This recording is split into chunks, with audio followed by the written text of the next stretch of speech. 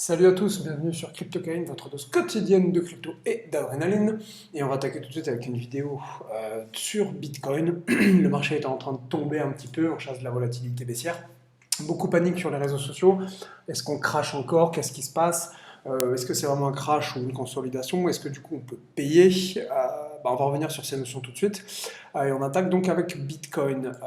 Je l'ai pris sur Bitstamp, c'est un graphique donc daily. Première chose qu'on voit, déjà, vous le voyez à l'écran, c'est quand même assez simple, c'est un range. Donc déjà, vous ne posez pas trop de questions tendance, la tendance est clairement haussière, là c'est une phase de consolidation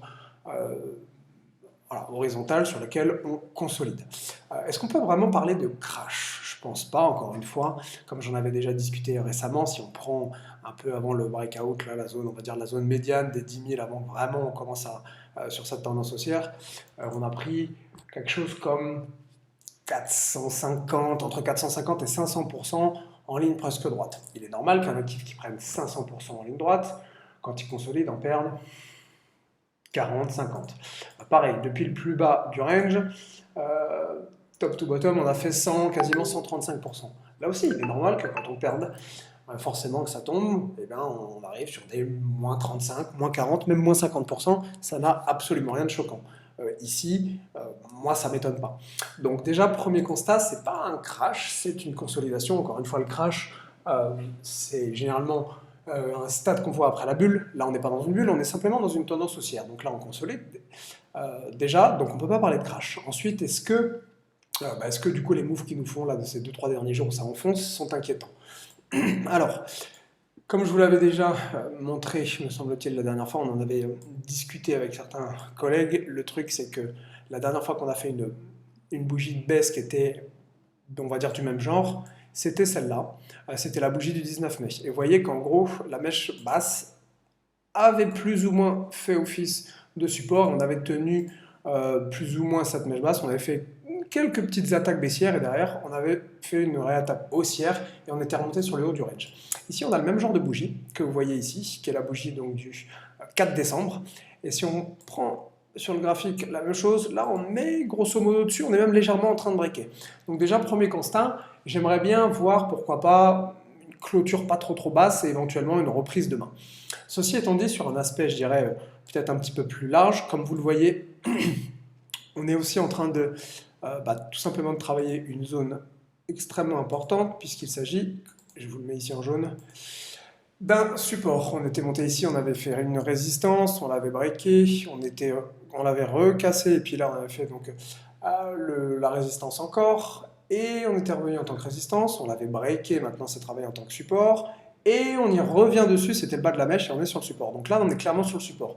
Vous le voyez ici au niveau du volume, c'est les zones où il n'y a pas le noir. Là, vous voyez, c'est des zones ce qu'on appelle de low volume profile, c'est-à-dire qu'en gros, c'est des zones qui font office de support et de résistance.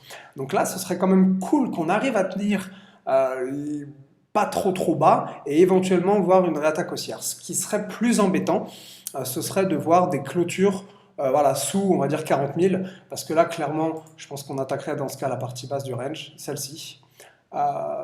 C'est pas forcément le top.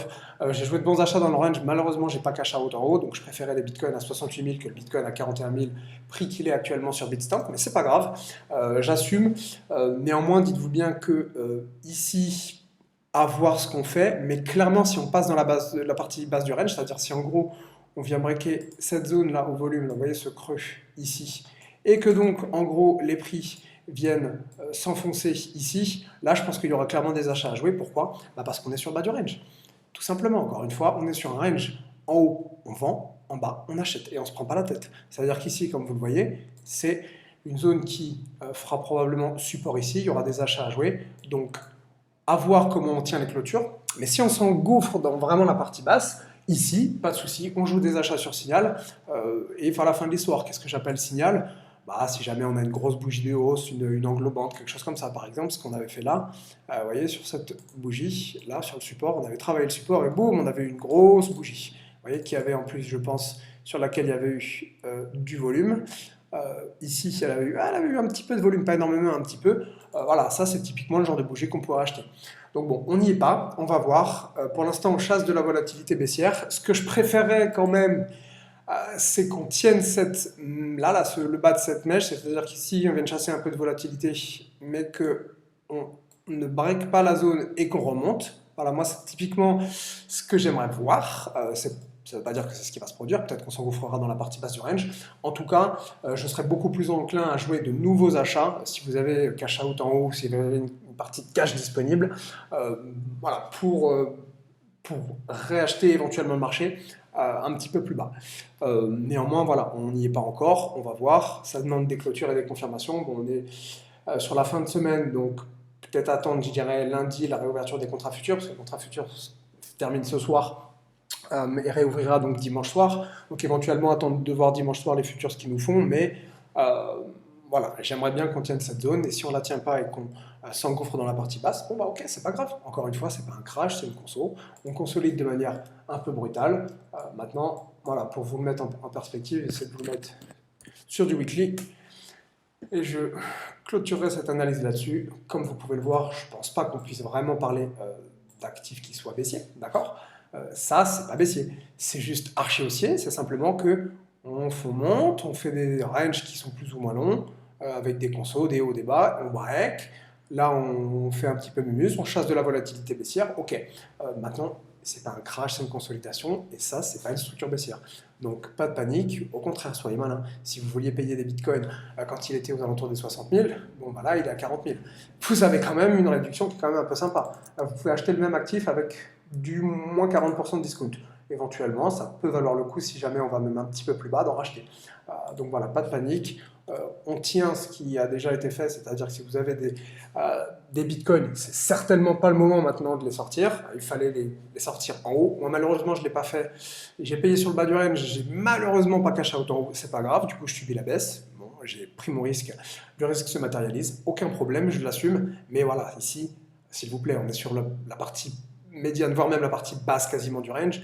C'est pas le moment de cash out, c'est pas le moment de faire les coins et de sortir vos bitcoins. Au contraire, ici, clairement, si vous voyez tout le monde paniquer, c'est probablement parce que vous avez des gérants de fonds qui se disent « Ah bah si on a de la liquidité parce qu'il est parti vendre sur le bas du range, c'est probablement parce qu'ils vont vous acheter. » Donc, soyez malins, c'est clairement pas le moment de tout sortir. Au contraire, encore une fois, si vous avez un peu de cash disponible, ce serait peut-être, si on va plus bas, ça demande confirmation semaine prochaine, mais ce sera potentiellement le moment de jouer éventuellement des petits achats spéculatifs. À vous de voir. Sur ces belles paroles, je vous laisse. Soyez sages et je vous dis à la prochaine.